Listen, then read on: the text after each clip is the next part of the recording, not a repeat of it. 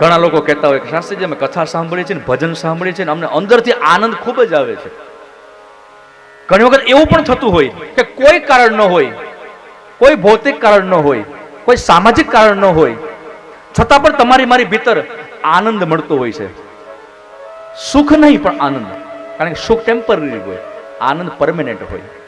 અને એ આનંદ મળતો હોય એનું કારણ શું ખબર છે? એનું કારણ એ છે કે તમારો મારો આત્મા રાજી છે સાહેબ. અને રાજી એટલા માટે છે તમે મેં આત્માની ભૂખ સંતોષી છે, એની કંઈક વ્યવસ્થા કરી છે એટલે રાજી છે. આ કથા સાંભળીએ, આપણે શ્રવણ કરીએ, ભગવત કાર્યો કરીએ, સમાજની સેવા કરીએ, કોઈને ઉપયોગી બનીએ, કોઈના ઘરની અંદર એ દીપ બુઝાઈ ગયા હોય એને પ્રજ્વલિત કરી દઈએ, કોઈના આત્માને પ્રસન્ન બનાવી દઈએ, કોઈના હૃદયની ઈચ્છાને પૂર્ણ કરી દઈએ, બધાને ઉપયોગી બનીએ. આવા ભગવત કાર્યો કરીએ તો તમારી મારી ભીતર જે આત્મા છે રાજી થાય ને, અંદરથી એની રીતે પ્રસન્નતા મળે, રાજીપો મળે. એનું કારણ એ શરીર પ્રસન્ન નથી બનતું, આત્મા પ્રસન્ન બને છે. આ એનું પ્રમાણપત્ર છે. એટલે હું આજે તમને બધાને ભારપૂર્વક કહું છું કે વ્યવસ્થા કરવી હોય તો આ શરીરને જે ચલાવે છે એ આત્માની વ્યવસ્થા કરો, નહીં કે માત્ર ને માત્ર શરીરની.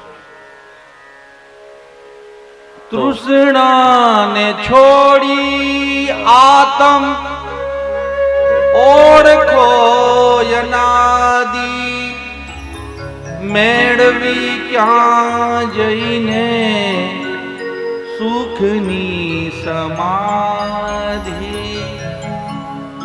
મેળવી ક્યાં જઈને સુખની સમાધિ.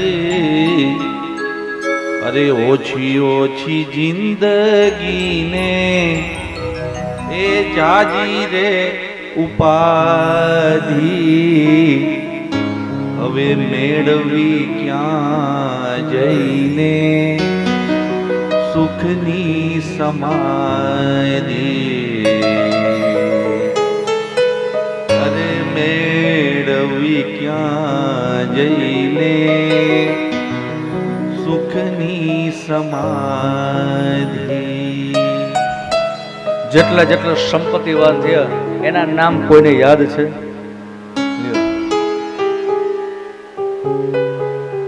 બોડાણા ભગતને કેટલા ઓળખે છે? આમાં બોડાણા ભગતને કેટલા ઓળખે છે? આમ હાથ ઊંચો કરી શકે? નામ બધાને ખ્યાલ છે? કેટલા સમય પહેલા બોડાણા ભગત થયા? વર્ષો થઈ ગયા ને. આ 2-5 વર્ષની વાત નથી, વર્ષો થઈ ગયા. પણ આ થયા કલિકાલમાં, હમણાં જ. આ કોઈ સતયુગ, ત્રેતા કે દ્વાપરની વાતો નથી. પણ મારે તમને એ વાત કરવી છે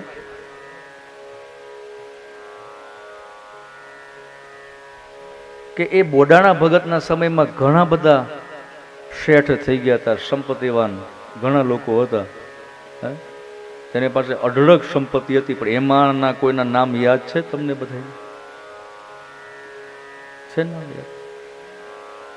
જેના મોટા મોટા મહેલ હોય, ગાડી બંગલા, નોકર ચાકર, સુખ સંપત્તિ, વૈભવ, ઐશ્વર્ય, આ બધું હોય. પણ આમાં તમને જેટલા બેઠા છો એમાંના કોઈના નામ યાદ છે કે આ ફલાણા શેઠ થઈ ગયા હતા?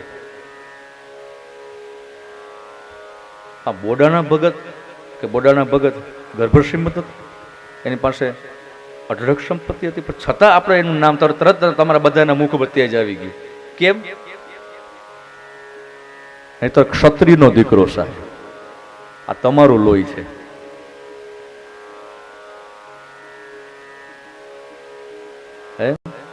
પણ એ વિજયસિંહ, શું વાત કરવી મારે સાહેબ.